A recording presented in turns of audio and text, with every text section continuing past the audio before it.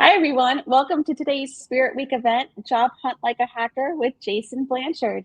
I'm Emily Calandranis, the Director of Development and Partnerships on behalf of the NCL, and it's my pleasure to welcome Jason from Black Hills Information Security. Hi, Jason. How are you? Good. Hey, thanks, Emily. Thanks for inviting me here today to come and talk to your audience about how to job hunt like a hacker. Perfect. And for just a quick moment, I want to do a little bit of housekeeping before we get started. We have some people who are just joining us. We'll just pause for just a moment, but you'll notice that when you join the live, that there is a chat box. So if you happen to have any questions or if you'd like to interact with other community members, please go ahead and do so. We always love to see where everyone is coming from. So if you want to put your state, your city, what school you're representing, that's fantastic. We love to see everyone represent.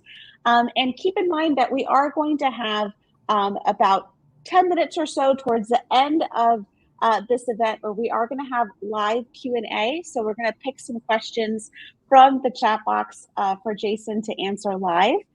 So once again, if you have any questions, go ahead and feel free to put them in the chat box. And also I have my colleague with me, Ashley Dodge, who may be popping into the chat to answer questions as we go. So no more hesitation. We're going to go ahead and jump right on in. Jason, whenever you're ready, the stage is yours. Sounds good. Thanks, Emily. All right. So hello, everybody. If you could do me a favor, if you can use the actual comments, right? Like I'm used to live streaming. I'm used to like engaging back and forth. Like Jose, thank you so much. Go ahead. If you've never heard me present on how to job hunt like a hacker before, just put the word first into the chat. So if you've never heard this before, just put the word first in the chat, just so I can understand like, okay, there's a lot of new people here. They've never heard this before. And so this might be like completely brand new to you. So cool. A lot of first here. So welcome. Hello. Let me introduce myself. My name is Jason Blanchard. I am the content and community director of a company called Black Hills Information Security. We're a team of ethical hackers and a bunch of other security professionals that get together and do the thing that we do to help people protect themselves better. Now, as part of the content community director, I create content, build community. But let me tell you, before I got into cybersecurity, I was in comic books and filmmaking. And when I was in filmmaking, I taught at a school called Full Sail University. And the class that I taught was on content producing and content creation. And what happened is that my class was the last class that the students took before they graduated. Now, I don't know about you, but if you've ever been in school or school-like environment like now, generally you don't think about graduation until graduation. And so what happened was at the very beginning of my class, I would say, hey, welcome everybody. At the end of this month, you will be unemployed. And like you could see, everyone was like, oh, right? It was like a reality check for a lot of people that right now you're a student, but at the end of my class, you'll be unemployed. And so if you're currently in an educational environment, that's going to happen to you too. Is that when you graduate, you are graduating and unemployed at the same time. Yay and crap, right? And so most of my class was geared towards how to find jobs in the entertainment industry. Now, if you don't know about the entertainment industry, generally what happens is that you might work a week and then you're unemployed. You might work 2 days and then you're unemployed. You might work a month and then you're unemployed. You might work 6 weeks and then you're unemployed. You're constantly employed and unemployed. Sometimes you might work for 3 different companies in the same week, right? And so what happened was I had to teach people to be constantly hunting at all times. So the number one takeaway from today, the number one takeaway I want you to take away from this is always be hunting. Okay. So always be hunting. And you're like, I am hunting. No, I don't just mean when you need a job. I mean when you have a job. So if you currently don't have a job, I get it, right? Like you're hunting for a job. But once you get that job, you do not end the job hunt. The job hunt is a part of your daily life. I job hunt 10 to 15 minutes every single day, and I love the job I have. So if you're like, but why would you job hunt if you love the job you have? Well, I job hunt every day because I don't know when that job might end. Either it will end because the owner chooses to sell the company. It might end because they might go in a different direction. It might end because I choose to go somewhere else. It might end for a lot of reasons. And so if it ends, I don't want that to be when I put my resume together. If it ends, I don't want that to be when I start doing a search to build up a network of like-minded individuals who work in the same industry as me, called networking. If it ends, I don't want that to be like, oh, I should probably put a plan together. So I am constantly job hunting. So a friend of mine, actually not a friend of mine, my wife, good. She is a friend of mine and my wife. All right, so that came out weird, and now we're good. Okay, so my wife early in her career got called by what's called a headhunter. Now, so this is like a recruiter that is specifically looking for a person that is currently employed who has the skills that they need to come work on a different project or a different company on a different program. So she got the call, right? So she got a call from a headhunter, and the headhunter said, are you currently looking for a different job? And she's like, no, I'm happy with the job that I have. And so this headhunter said something to her that always stuck with me. The best time to hunt for a job is when you have a job. And I was like, oh my gosh, that's fantastic. The best time to hunt for a job is when you already have a job. Because here's what happens to most people. They lose a job, and then they start hunting. But when you lose a job, you don't have like the most self-esteem you could possibly have. You start questioning your own skills and abilities, because why did I lose my job and that other person didn't lose their job? If you're a student right now and you're thinking like, I don't have the skills to even get a job, like you are not in the right mindset for job hunting when you currently don't have a job. Also, if a job comes along, you're like, I'll take it, like without much thought or consideration. So step number one is always be hunting. And what that might look like is you go to a networking event in your neighborhood. What that might look like is you go to a local conference in your area. What that might look like is you look at job descriptions daily and look for things that you don't quite know yet to give yourself a roadmap of things to learn. Right. So it is a constant tweaking, and like it's not an anxiety prone thing. It's more of a proactive prone thing. So that way I'm not full of anxiety. I'm actually full of self-confidence if it comes along that I lose my job. All right. So with all that said, if you are currently unemployed or looking and you're in the process of putting a resume together, I'm sorry. Like, I'm sorry. Like if you have to build a resume, or you built a resume, or you don't know if your resume is any good, this is a terrible just life experience. I was joking on a live stream recently that I can only imagine like Satan and demons got together and said, hey, I have an idea. Here's a way that we can torture human beings. We can make them, okay, watch this. We can make them figure out how they're going to provide for themselves, their family, and eat. Okay, ready? And we're going to, like, the only way to get a job is to put all their skills and qualifications on one sheet of paper. And then it's got to be good enough to get an interview. Like, we should just ruin their lives, right? And so I don't know about you, but like putting a resume together is just absolutely like anxiety prone, filled with self-doubt and rage. I hate it. I hate it so much that I like, is there a better way? And so the better way that I've come up with, and you're like, he presented a problem and now he's giving me a solution. Yes, I get it, right? Like that's the way that you present things. Here's a problem, here's a solution. The problem is, if we go over here, humans suck at describing themselves. They're much better at finding something that describes themselves. I suck at describing myself. I am much better at finding something that describes myself. And the greatest example of this is if I type in the word Virgo and I look at images, and then I go down here to Virgo traits. So if you can see this on your screen, if you were to like, Jason, tell me about some of your traits, I'd be like, traits. First of all, what is a trait? And then second, like, what are my traits? But all of a sudden I go, I'm a Virgo. I was born in September. Let's take a look at the Virgo traits. So the positive ones: logical, hardworking, artistic, observant, faithful, kind, patient, responsible, reliable, modest. Yes, I would claim those, right? Now I take a look at the negative ones. Ruminative, well, yeah. Critical, sure. Stubborn, wow, okay. Uptight, all right, yeah, I see what you're saying. Worried, people pleasing, like, like the audience right now. Frustrated easily. My daughter was earlier playing the violin while I was trying to live stream, and I was like, you gotta just turn that thing off. Overly independent, irritable, and picky. Picky? Oh, geez. All right. I also agree with all of these, right? But if you were to ask me to sit down, like, hey, what are some of your negative traits? I'd be like, I don't know. Why are you asking me? So if we go back over here, that humans suck at describing themselves, they're much better finding that something that describes themselves. You can only imagine why creating a resume is just like created in the depths of hell for us to be tortured by, because that's what this is. It's a document that describes yourself in a way that gets you paid and food, right? Like without this, you're not going to get food and money. So the stakes are high and I don't want to do it. And so I'm going to put it off for as long as I want to.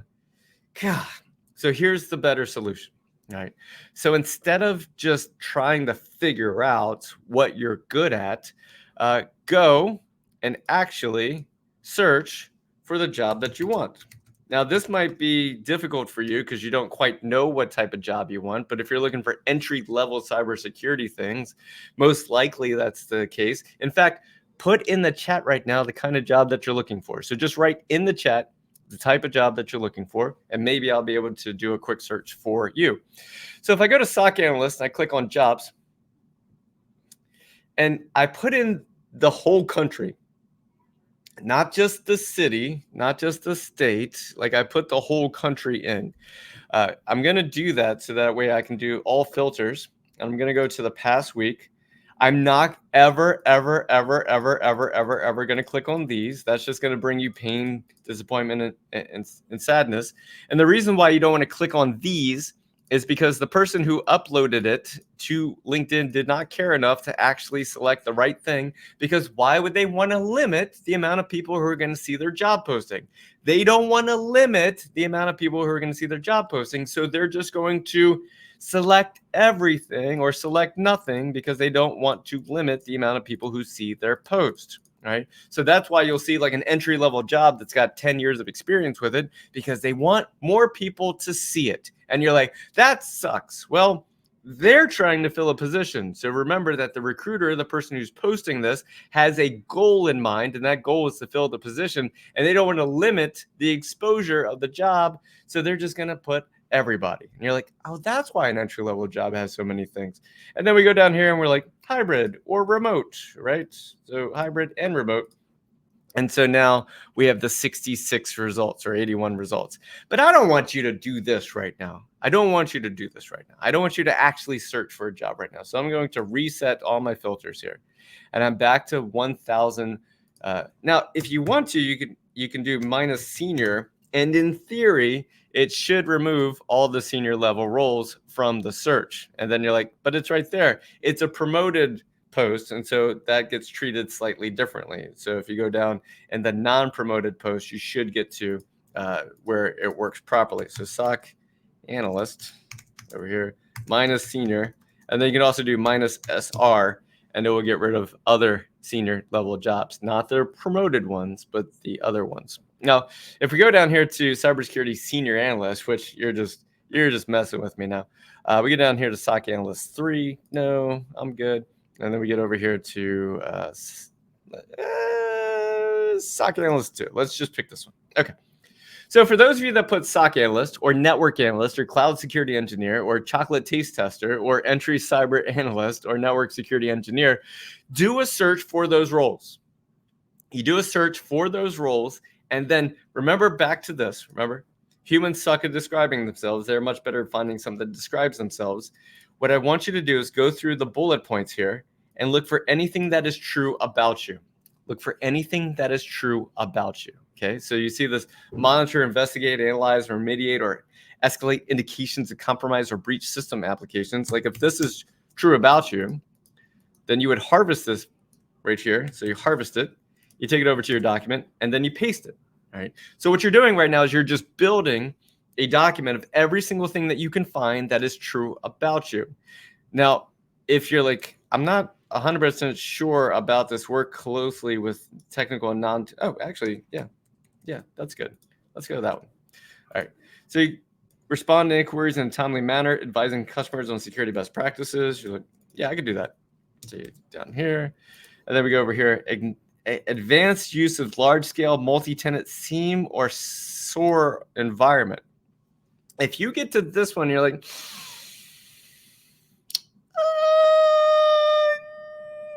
no, right? You're not applying for this job. You're harvesting bullet points. You're harvesting bullet points. All right. So it's got to be true about you. Analyze threats for unique indicators of compromise. Work with fellow SOC team members to create countermeasures to aid in future prevention and detection of cyber threat. Okay. So let's say that's true about you. And I don't know why they're not all doing bullet points, but I'm not willing to investigate right now. Then we get down here to required skills. Familiar with. Do you see the words familiar with? In the chat, just do me a favor. Write the words familiar with in the chat, just so I can know that you're following along and you're tracking with me. And so write the words familiar with in the chat. This is super important, and I want you to be able to write the words familiar with in the chat. If you're a student right now, this is going to be one of the most impactful things I can possibly teach you today. Familiar with, right? Familiar with.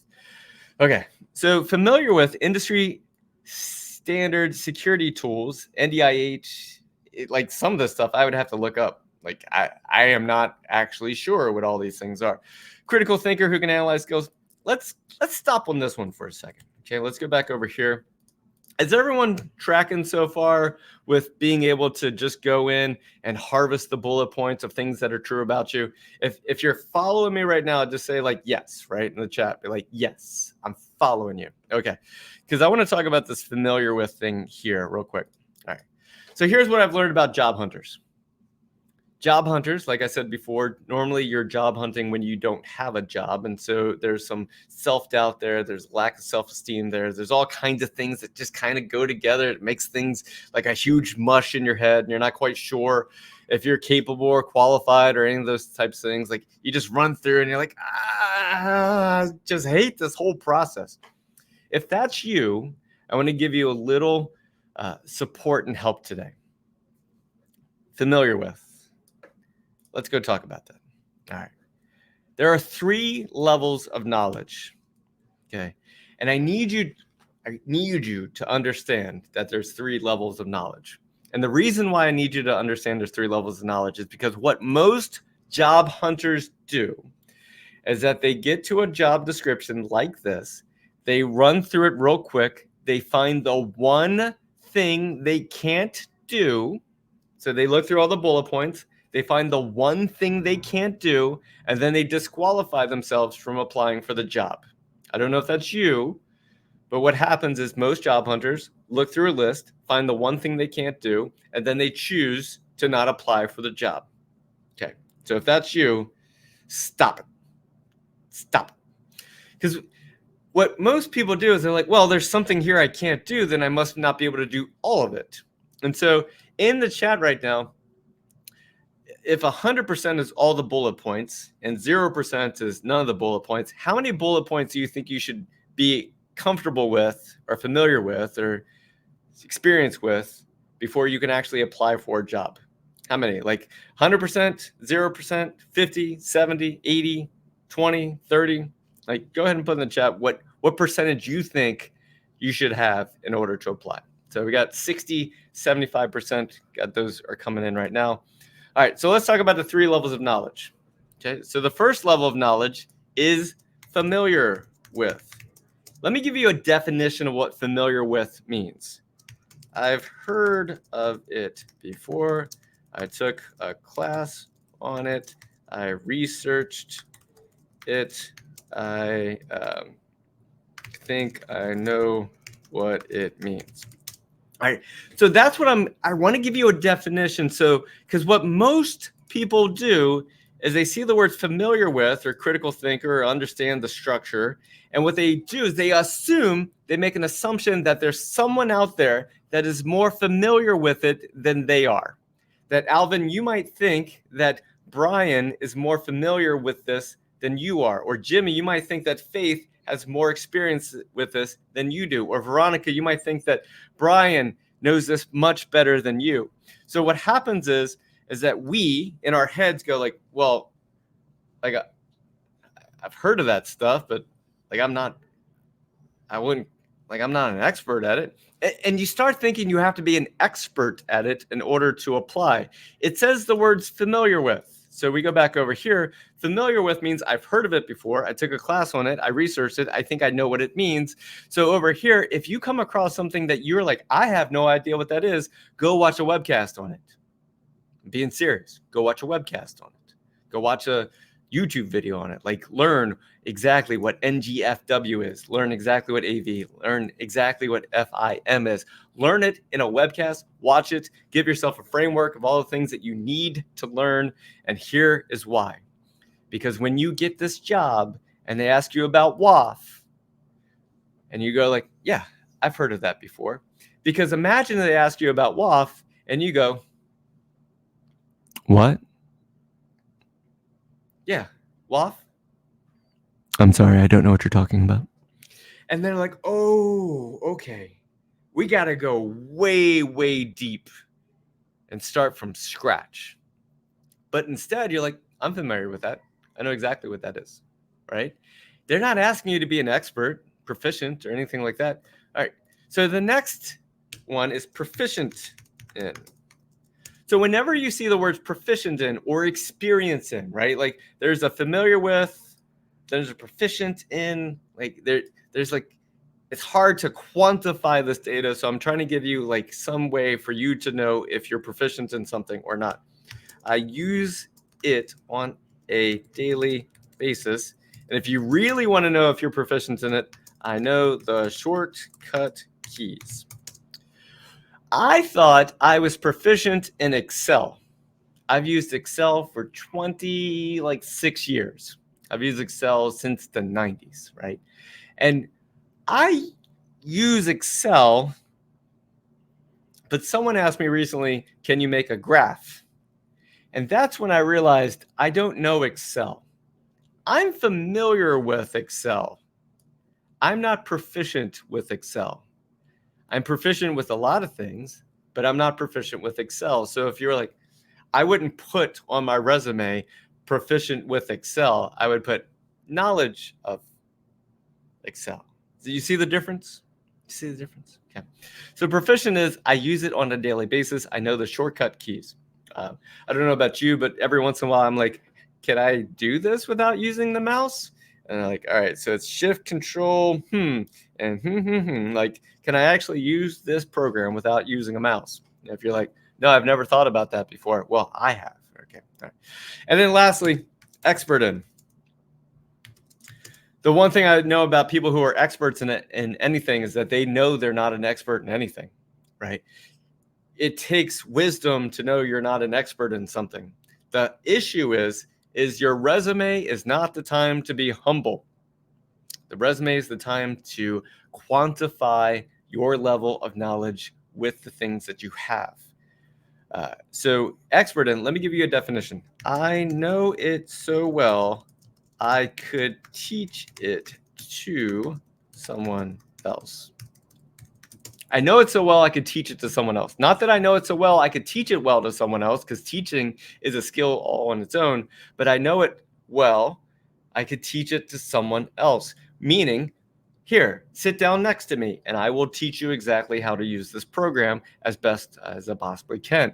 All right, so that's an expert in something. And so from now on, when you go back over here to these and it says understand the structure and meaning of logs, does understand the structure mean be an expert in this? Or is it more of a familiar with? Or is it proficient in? Or let's say you are good at this, right? Let me show you a practical application of this, okay? You get down here, it says understand the structure, familiar with the structure. Do you see how you just changed? You have this information, you've made it accurate, that you're like, I am familiar with this. I'm familiar with the structure and meaning of logs from different. Now, what do we change? Proficient in.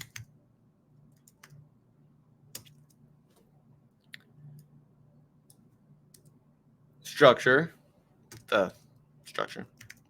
proficient in the structure and meaning of logs, expert in.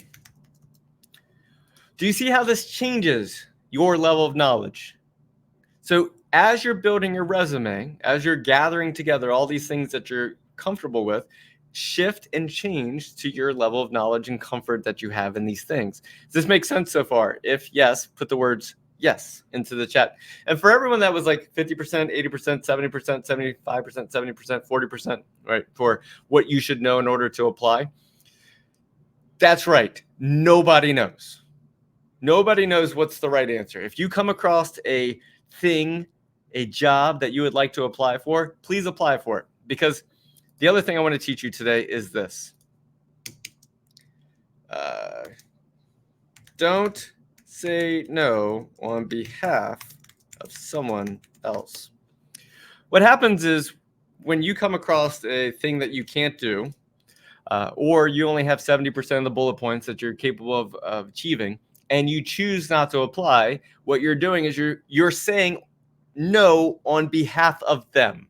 You're like, oh, well, I'm not good enough, or they're not going to want me, or why would I apply? They're just going to say no anyway. Oh, possible. Or you can apply and then let them say no. So do me a favor, stop saying no on behalf of them and allow them to say no on behalf of them, or allow them to say yes on behalf of them. But there's no reason for you to say no on behalf of them because you're not them, and stop. Okay. So back over here to the SOC analyst position, right? So we go through here and we harvest, right? We harvest these. Ability to work weekends as required and be on call. Can you imagine putting that in your resume? Just like, hey, I just want to let you know right now, I have the ability to work weekends and evenings as required and be on call 24/7 to serve as the escalation point for the team. Fantastic. Now, before I wanted to cover more of this, but are you able to grasp this, like harvesting bullet points? Because there's one last thing I want to do is tell me any school that you go to. So put in like a university or school, or like give me a link to a class that you've taken on cybersecurity. So like a link to a class on cybersecurity would be super helpful. All right, so I'm going to go with the University of Montana. All right, and I'm going to go to cybersecurity and see what I find. So cybersecurity bachelor's degree program, University of, all right. So we go over here and they're going to undergraduate cybersecurity management certificate, graduate certificate. Yeah. All right. And then jobs for majors, degree, cool. Actual testimonials, cool. Right. Like they're doing all these things to promote themselves and say, hey, we got here. So let's go over here to other cybersecurity degree programs. Let's go over here to this. All right. And do they let me click on the courses? All right.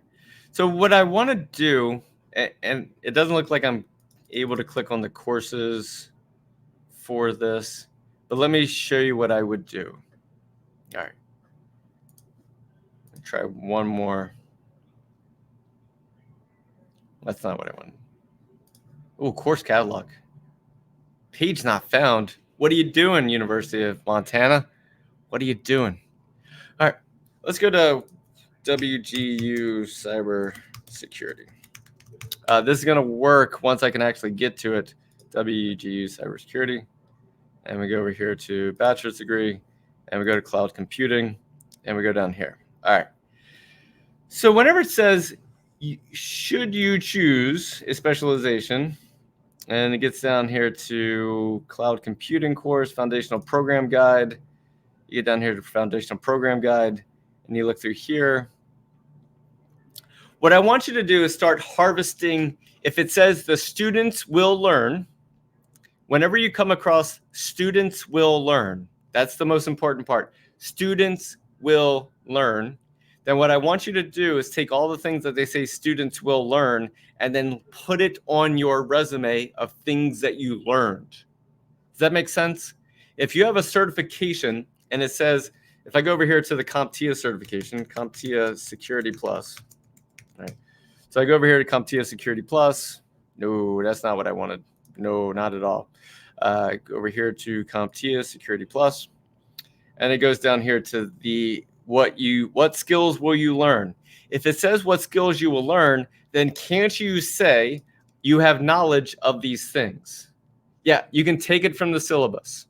You can take it from the syllabus and you can say students will learn, and then you can flip that around and say knowledge of this, and this, right? So you can take what they're going to teach you and you can say, this is what I know. And same thing with any certification that you come across is that if they say you're going to be able to do these things, then you can say, I have knowledge of doing these things, right? Because it's a certification. It's not you actually doing the things. It's that you have a certification in the things. And so that is very different. I have knowledge of, I'm familiar with, right? So that is where you put that in your resume. So I could go over here and take these words, these key words, and then put it into my resume and say, I have knowledge of these topics or familiar with these topics. All right. Before I run out of time today, I want to give you something that's very, very important to you, right? Something very important to you as students. So if you're a student right now, please put the word student into the chat. If you're not a student right now, well, hello, this is going to work for you too. It just doesn't work as well. So students and veterans and people transitioning out of the military, this works about 9 out of 10 times. And you're like, really? 9 out of 10 times? That seems like a lot. Well, I mean, if you like really run the numbers for a very long time, like probably 9 out of 10 times. But to cover my butt, I'd say it works 50% of the time. If you're not a student, I'm going to say it works about 10% of the time. And you're like, well, that's a big difference. All right. So 50% of the time, what I'm about to tell you is going to work. 10% of the time, it's going to work for people who are not students. All right. So what happens is, if you go over here, right, like in LinkedIn world, and you type in a company that you want to work for. So let's say in the world of cybersecurity, what's a cool company to work for? Binary Defense, right? So we put in here Binary Defense, and then we click on Binary Defense, and we go over to it's got 200 employees, and we click on People. Now, if you didn't know, you could actually click on People over here, and it will show you all the people that work at Binary Defense. Now, here's what a student can do. All right, this is what a student can do that not everyone else can do. All right, everyone follow along? Here's what a student can do. A student can reach out to anyone here. All right, follow along. A student can reach out to anybody here. So we go over here to Deborah, Director of Proposals Operations. Now, her messages are locked. I always take a look at the contact info here, see if there's any email addresses or something. You can do the connect, right? Like a connect and add a note. Here's what your note's going to say. Hello, Deborah. I am a student at the University of Montana. I'm looking to get a degree in cybersecurity, and I see that you work at Binary Defense. Would it be possible to talk to you for 10 to 15 minutes and find out how you got to where you are in your career, and what advice would you have for someone like me? I'm going to run through that one more time. You can reach out to anybody at any company in the entire world and ask them, hi, I am so-and-so from this school. I'm getting ready to graduate in 2 years or 1 year or 3 years or 4 years or next week. I'm graduating. And I wanted to find out how you got to where you are in your career and what advice would you have for someone like me? So Deborah, if she uses LinkedIn, so I'm going to show you real quick. Go down here to show all posts and see when was the last time she actually used LinkedIn. It was a year ago. It was 6 months ago. Deborah is not a good example.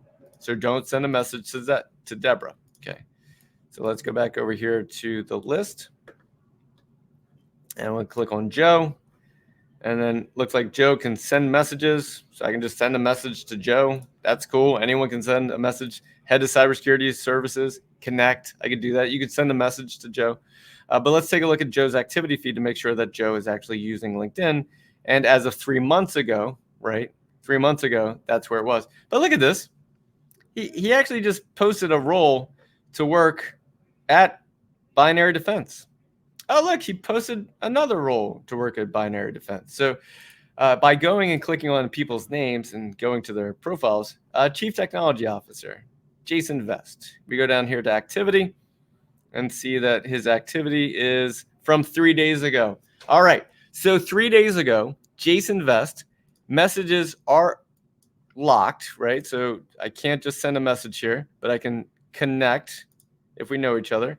I can add a note, and in my note, I can say, hello, Jason, other Jason. I'm getting ready to graduate. I'm a student at. Would it be possible to talk to you 10 to 15 minutes to find out how you got to where you are in your career, and what advice would you have for someone like me? Here's why this works for students.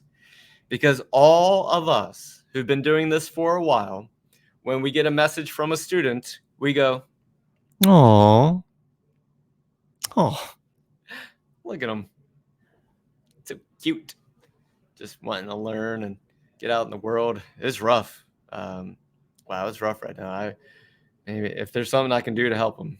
I wish I had someone there for me when I was getting ready to graduate. So sure, let's set up a time to meet. This is my person to reach out to do my scheduling. Here's my Calendly link or something like that.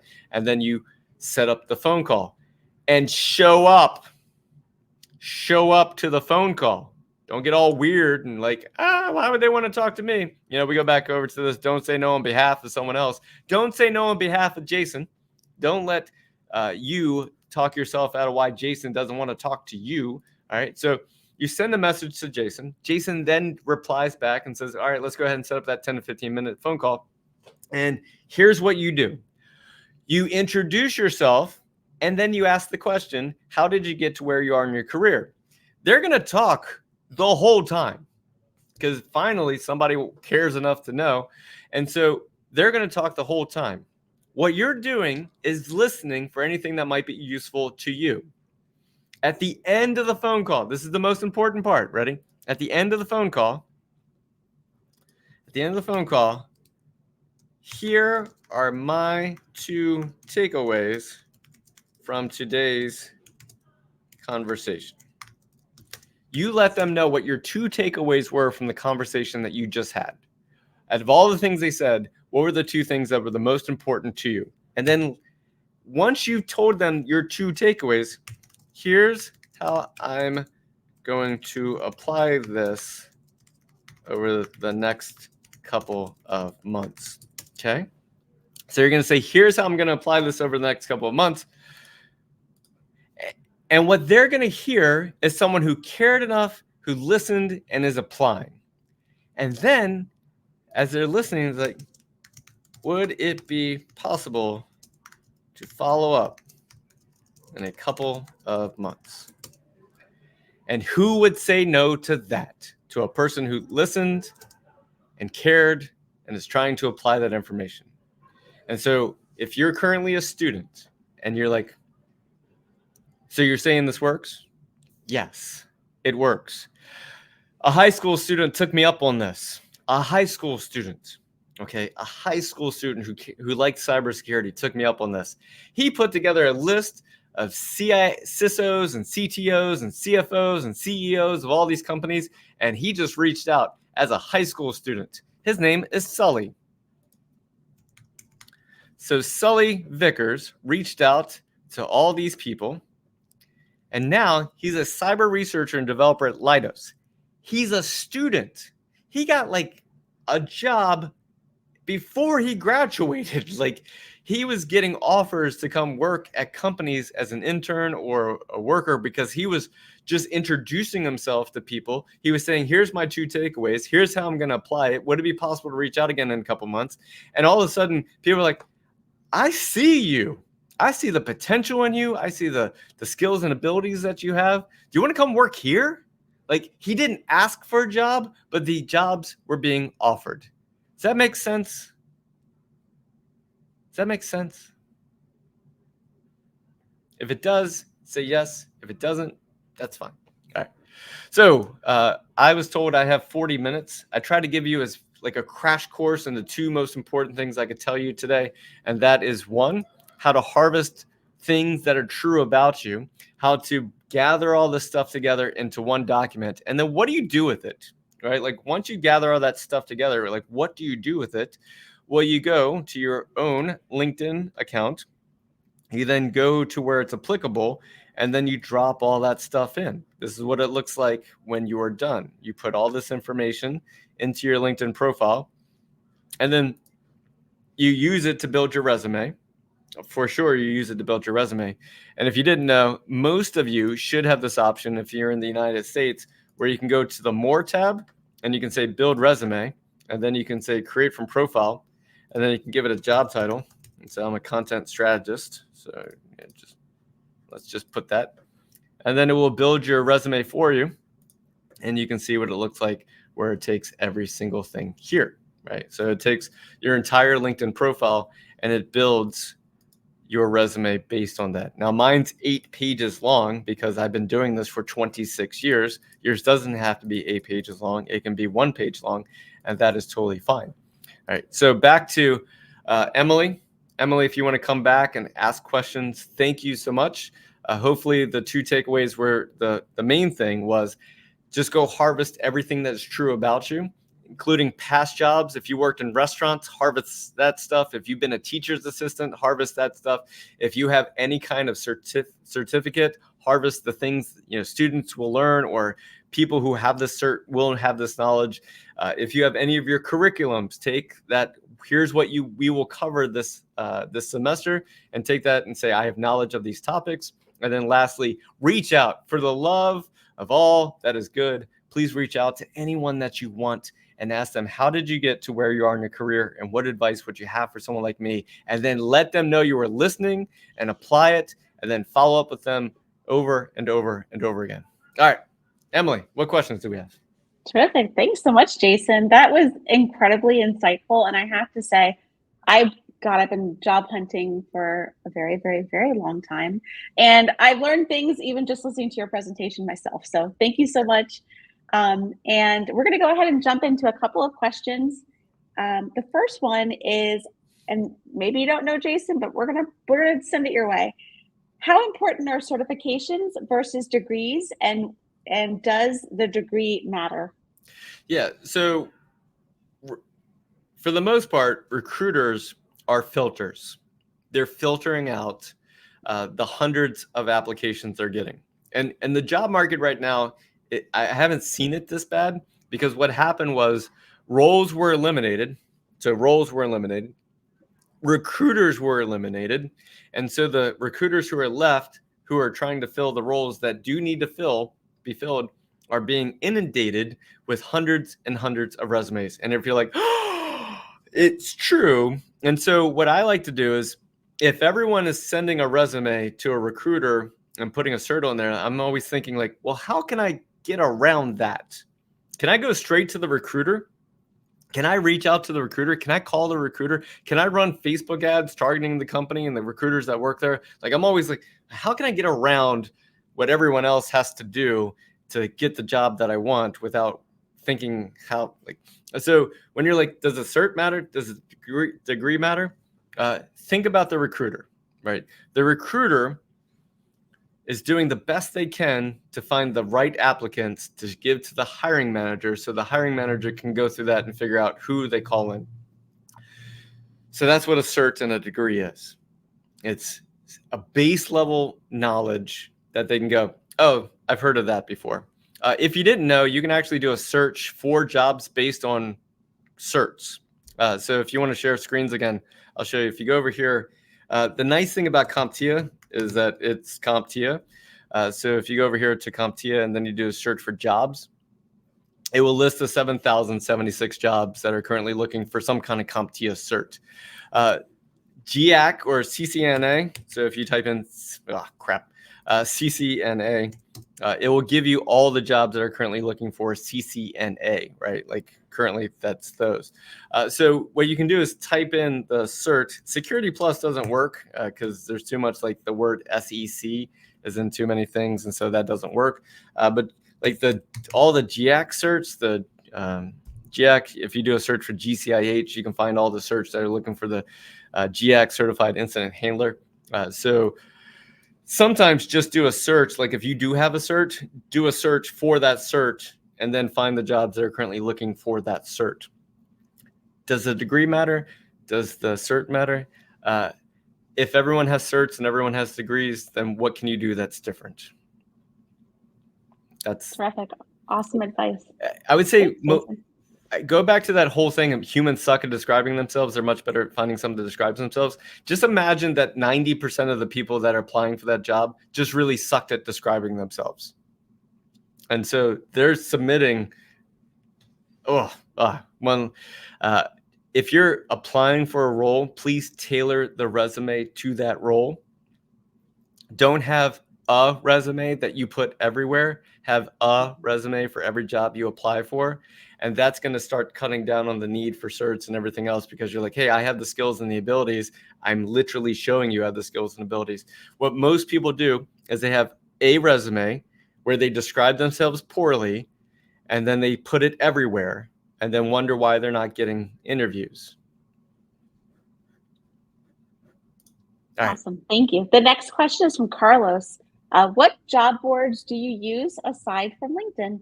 I like LinkedIn as my starting point. So LinkedIn's my starting point, but I job hunt very, very differently. So the way that I job hunt is I normally put a hit list together of the companies I want to work for, and then I go that route. And so the way that looks is top companies thriving in 2024.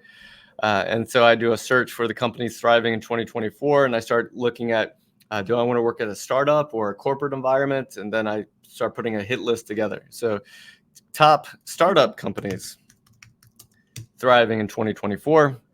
So I'd go to this list of companies thriving. I would take a look through it and say, like, what's CradleWise, or what is, what is StackBlitz, right? So what is Linktree? Like, so I would start looking at what companies are thriving and doing well. And then I would put together a hit list of companies I want to work for. And then I would start applying at those companies. And so if I wanted to work at Fandom, let's say Fandom was a company I wanted to work for, and I type in the word Fandom here and not jobs, companies. So go to companies. And then we find it's a technology company. And then I go over here to jobs, and I see, like, are there jobs here? There's creative producer, copywriter, a couple of jobs here. But then I'm going to skip right over here to people. I'm probably going to find the CEO or CFO or something like that, vice president, communications, director of community partnerships. Like that's the guy I want. I'm going to go over here, and I'm most likely just send a direct message directly to this guy, Brian. Contact information, nothing. So I'm going to connect with, hey, Brian, currently looking for a role at Fandom, something like that. Okay. So if you're like job boards, like I job hunt very differently. I go for the companies I want to work for, and then I pursue the people who work there, and then I introduce myself to those people there, and that's how I get jobs. Terrific. All right. The next question is from Tatiana. The question is, what advice would you give to applicants with a disability that can still do the job? Yeah. So what I've learned over time, and I don't, I'm a disabled veteran. I have a 10% disability, and most people would never know. It's a IT band related issue. And so it's not much of a disability to me being able to perform my job. Right. So I'll start right there. But what I've learned is there's the way that you talk about it, and you can take the screen down. The way that you talk about that will be the way that it's perceived. If you have a gap in your resume where you went back to school and there's like 4 years where you didn't work, the way that you perceive that gap is the way that it will be perceived. And so if you see something that will negatively impact you, then it will most likely negatively impact you because of the way that you talk about it. So a friend of mine, she is in her 60s. She worked somewhere for 20 years. She took care of a family member for 2 or 3 years. And so that's why she was out of the workforce. And now she's getting back into the workforce. And she's like, how do I explain this? And I was like, well, for the last 3 years, you've killed it in every single hack the box challenge. You've killed it and tried to hack me. You've learned everything you could possibly know about cybersecurity over the last couple of years. I don't see that as like an employment gap. I see that as a refocusing and relearning opportunity that you have to now bring 60 years of wisdom with you into this new role, right? So that's the one thing that not all new hires have is the wisdom that comes from age of being, like, I've made a lot of mistakes, and here's all the things I've learned from, and now I'm applying them in this new role. Thanks, Jason. The next question is, how to not disqualify yourself from a job application being an international student? All right, so international students is hard. I'm going to let you know right now, being an international student trying to get a job in another country is difficult. Some large companies actually have recruiters specifically for that. All right, so when I told you to go to the company, click on people. If you do a search for recruiter, so here, let me show you real fast. All right, so I'm going to take you to a large company. So let's go to CrowdStrike. That's a large company. When I say large company, I mean it has a stock ticker, right? Like it's got a ticker on the stock exchange. So we go over here to people, and they have this feature here where you type in recruiter. All right.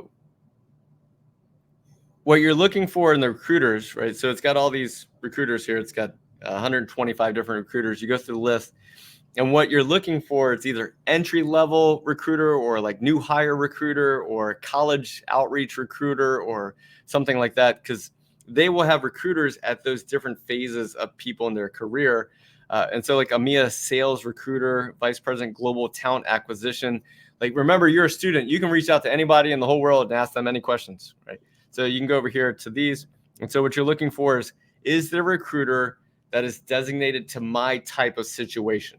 All right, so that's step one. Is there a recruiter dedicated to my type of situation? Number two is I'm going to ask you to become an expert, and I do mean an expert, on international labor laws. Read as much as you possibly can about what it would take to hire you in that country. So if you want to work in the United States, you want to work in the UK, you want to work in Germany, wherever it is that you want to work in, understand the international labor laws of how to hire you. Because think of it this way. If you're coming from another country and you want to work at a medium to small company in the United States, and you're like, hi, I'm coming from this country. I would like to work for your company. The person who gets that email goes, whew, that sounds like a lot of work for me to figure out. But if instead you send an email or in your resume, you say, I have a lot of knowledge in international labor law.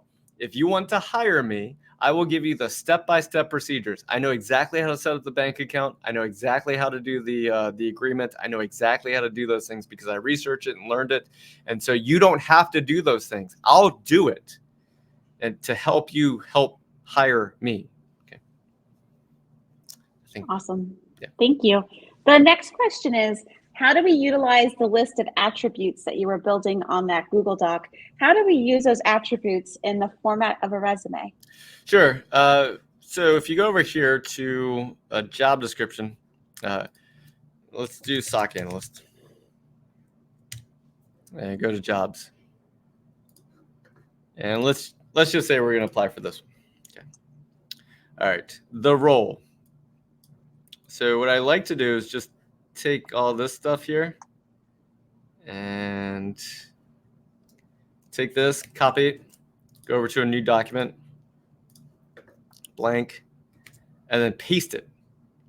And then what I'm going to do is essentially structure my resume in the same structure that it has here. I'm going to use the job description as a roadmap of how I'm going to talk about myself. So it says here the Senior Operations Center. So let's see if I can do this real quick because I know I'm running out of time. All right, so I go over here to ChatGPT, and you're like, really? You're going to go to ChatGPT? Yeah, I'm going to go to ChatGPT. Write this in the first person and reduce the word count to 50 words or less. All right, and lately, I just have to hit refresh, and then it normally comes up.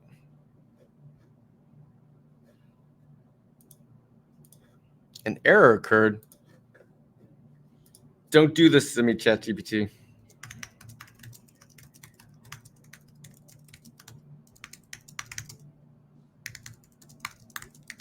Okay. All right. So what I'm doing right now is I'm saying, go here, turn that intro part. Here we go. As a senior security operations analyst in the CSOC, I lead a hybrid team detecting, triaging, analyzing, responding, and reporting cyber incidents. I mentor junior analysts perform advanced. All right, my role demands adaptivity. All right, so you go back over here, and this isn't perfect, right? It's not perfect, but it gets you started. So you change this here, right? You go here to Jason Blanchard, and then you go here to this part here. We're gonna drop that in. We're gonna do that, take this, we're gonna bold it, do this, we're gonna go over here, take email, and then LinkedIn, and then phone, right? And then what I'm gonna do is go through here and start to grab all the things from that list that I made and start putting them in the order of how they want me to describe who I am, right? So I'm going to use the job description as a roadmap of where I put all the things. And if you're like, what? All right. So it's weird. It's not going to say, here's where I worked and here's the things I did. Here's where I worked and here's the things I did. Here's where I worked and here's the things I did.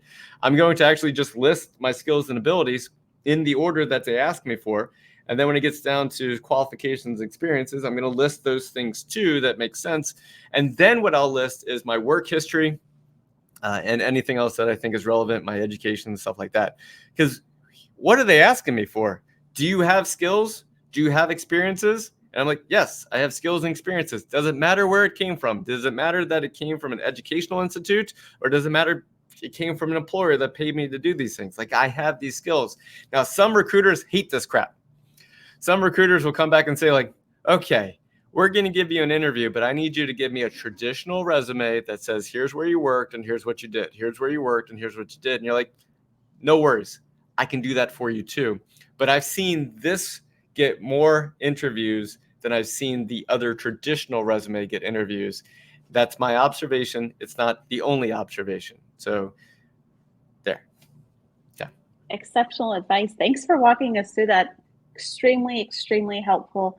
I want to make sure we wrap up with the questions. Thank you, everyone, for the questions that you asked, and thank you for sharing the answers, Jason. But before we go, I want to make sure that people know how to reach you. Where can they see you? Where can they see resources that you recommend? So if you want to do a little plug, please do.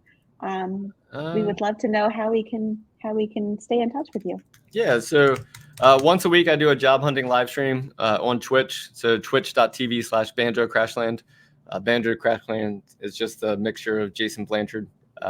So this is how every single week, Tuesdays at 10 a.m., unless I'm traveling, I get together and I talk about some. You can go here and see the recent recordings of how to job hunt like a hacker.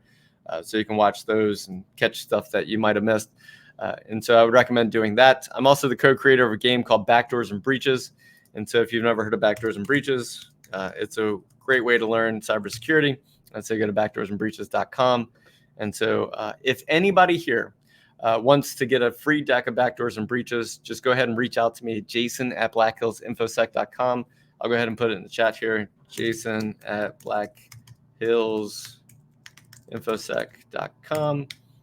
And so if you send me, I will, oh, darn, that is not right. I missed the C at the end. So blackhillsinfosec.com. Just go ahead and send me an email, and then Deb, my coworker, will make sure that we get you a free deck of Backdoors and Breaches. So I am the co-creator of Backdoors and Breaches. It's helped teach, thousands and thousands of people how to do cybersecurity. So that's the kind of stuff I do. I create things, I make stuff, and I help teach people things. Okay. Awesome. Thank you so much, Jason. And we could not be so great, any more grateful for you to be here. This was amazing. We had fantastic feedback from the audience. And thank you for making this one of our awesome events for Spirit Week. We really appreciate having you. And for all of those that are here today, tomorrow is the last of the Spirit Week events. We are going to be having the award ceremony at 7 p.m. Eastern. And then right after that, we're going to have Q&A with the game creators, AKA the engineering team of Cyber Skyline. So we hope that everyone joins us. We can celebrate the community, wrap up a really amazing spring season. And once again, Jason, thank you for your time, your expertise, and your humor. I had a great time. I think everyone in the audience had a great time as well. And thank you everyone for joining us. This will be set as a recording. So when you signed up for the StreamYard, it will just automatically send you a link to watch the recording in just a bit. And thank you again, Jason, and we hope to have you with our community soon. Thank you. And thank you. All righty. Take care, everyone.